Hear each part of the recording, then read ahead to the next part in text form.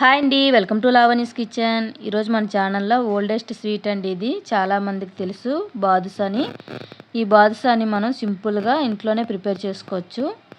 చాలా ఈజీగా చేసుకోవచ్చు. చూడండి ఎంత బాగా జ్యూసీగా వచ్చింది కదా.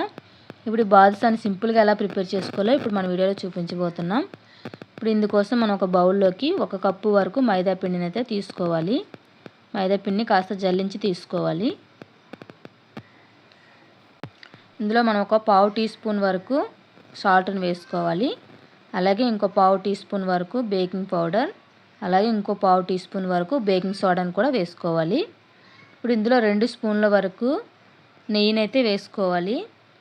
ఈ నెయ్యి ఏంటంటే రూమ్ టెంపరేచర్ ఉంటే సరిపోతుంది, మనం కరిగించి వేయాల్సిన పని లేదు.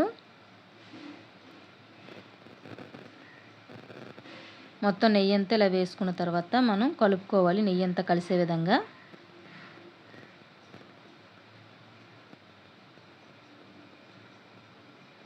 మొత్తం నెయ్యి అంతా కలిసే విధంగా ఇలా కలిపేసుకోవాలి.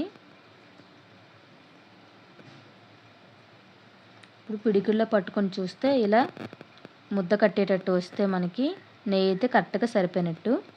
ఇప్పుడు ఇందులో కొద్దిగా వాటర్ని వేసుకుంటూ మనం చపాతీ పిండిలా కలుపుకోవాలి. ఒకేసారి వాటర్ని అయితే వేయకూడదండి.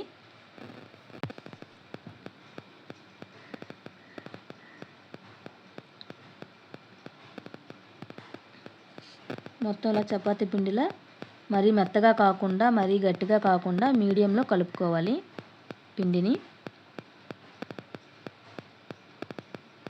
ఇలా మొత్తం అంతా పిండిని ఈ విధంగా కలుపుకోవాలి. చూడండి, ఈ విధంగా కలుపుకున్న తర్వాత మనం ఒక బౌల్ లేదా ప్లేట్ని అయితే మూతగా పెట్టుకోవాలి, పిండి ఆరిపోకుండా ఉండడానికి. ఇలా పక్కన పెట్టుకోవాలి. ఇప్పుడు మనం పాకం కోసం ఒక పాన్లోకి 1 కప్పు వరకు షుగర్ని అయితే తీసుకోవాలి. ఇందులో మనం 1/2 కప్పు వరకు వాటర్ని వేసుకోవాలి. షుగర్ అంతా కరిగే వరకు మనం హై ఫ్లేమ్లో పెట్టుకుని కరిగించుకోవాలి.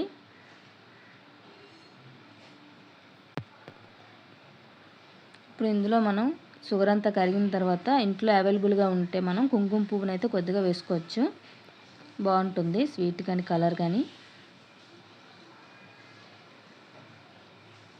మనకి ఇక్కడ పాకం అనేది తీగ పాకం రాకూడదండి, మనకి గులాబ్ జాముల పాకం కూడా కాస్త థిక్గా వస్తే సరిపోతుంది.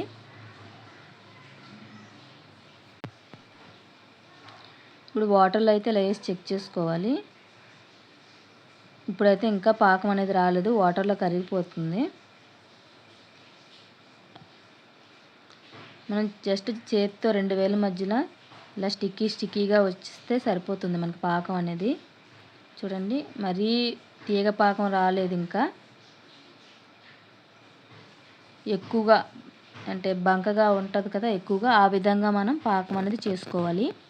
ఇప్పుడు ఇందులో మనం ఒక 1/2 టీ స్పూన్ వరకు యాలకుల పొడిని కూడా వేసుకోవాలి.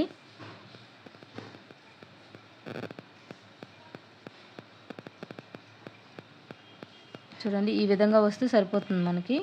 ఇప్పుడు మనం స్టవ్ ఆఫ్ చేసుకొని మూత పెట్టేసుకోవాలి. మూత పెట్టుకొని దీన్ని పక్కన పెట్టుకొని ఈలోగా మనం కలిపి పెట్టుకున్న పిండిని తీసుకోవాలి. దీన్ని మరొకసారి బాగా కలుపుకొని చూడండి, మెత్తగా మరొకసారి ఇలా కలుపుకోవాలి. కలుపుకున్న తర్వాత దీన్ని మనం రోల్ చేసుకోవాలి. ఇలా అంటే మనకు ఒకే సైజులో రావడానికి కోసం ఇలా రోల్ చేసుకోవాలి. ఇలా మొత్తం ఒకే సైజులో వచ్చే విధంగా ఒక నైఫ్ తీసుకొని ముక్కలుగా కట్ చేసుకోవాలి.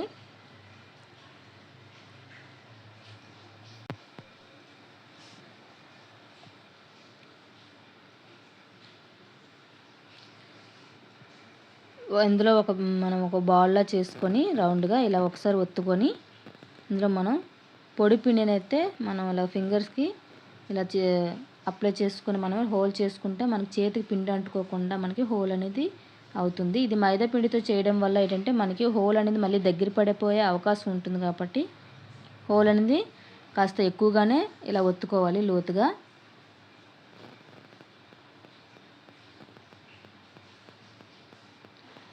అదేవిధంగా మిగతావన్నీ కూడా మనం ఇలా ప్రిపేర్ చేసుకోవాలి. చూడండి, వీడియోలో చూపిస్తున్నట్టు. చూడండి, ఇలా ఈ విధంగా చేసుకుంటే సరిపోతుంది. ఇలా వేలుని అనేది తిప్పి చేసుకోవడం వల్ల షేప్ కూడా మనకి బాగా వస్తుంది. బాదుషా స్వీట్ షాప్లో ఎలా అయితే ఉంటుందో ఆ విధంగా వస్తుంది. ఇప్పుడు అన్నీ రెడీ చేసుకున్న తర్వాత ఇప్పుడు స్టవ్ ఆన్ చేసుకొని మనం డీప్ ఫ్రైకి సరిపడా ఆయిల్ని అయితే వేడి చేసుకోవాలి. మరి హై ఫ్లేమ్లోన ఎక్కువ వేడి అయిపోకుండా నార్మల్ వేడిగా ఉంటే సరిపోతుంది. ఇలా వేయగానే స్లోలీ ఇలాగా బబుల్స్ ఫామ్ అయ్యేటట్టు వస్తే సరిపోతుంది. ఈ టైంలో మొత్తం అన్నీ బాదుషాలన్నీ ప్రిపేర్ చేసుకున్నవన్నీ వేసేసుకోవాలి. మనకి కళాయిలు ఎన్ని అయితే సరిపోతాయో అన్ని మొత్తాన్ని వేసుకోవాలి.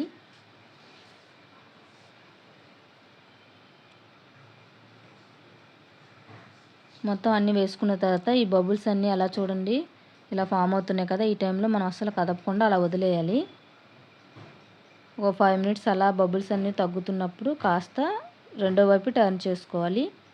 ఇది మనకి హై ఫ్లేమ్లో పెట్టకుండా మీడియం ఫ్లేమ్లో పెట్టుకోవాలి. మనం అడ్జస్ట్ చేసుకోవాలి ఫ్రై చేసేటప్పుడు. హై ఫ్లేమ్లో మీడియం ఫ్లేమ్లో చూసుకుంటూ పెట్టుకోవాలి. మరి ఆయిల్ చల్లారిపోకూడదు, అలాగని మరీ ఎక్కువ హీట్గా కూడా ఉండకూడదు.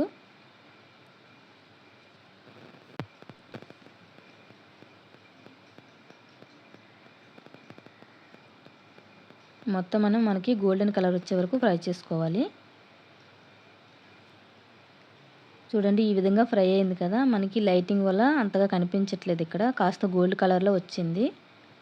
ఈ టైంలోనే తీసేసుకొని మనం ప్లేట్లో పెట్టేసుకోవాలి. ఇప్పుడు మనం పాకం తీసుకున్నాం కదా, ఇందులోకైతే మనం బాల్సాలన్నీ ఇందులో వేసుకొని ఒక 5 మినిట్స్ అలా వదిలేసి మళ్ళీ రెండో వైపు కూడా టర్న్ చేసుకుని ఇంకో 5 మినిట్స్ వరకు అలా వదిలేయాలి.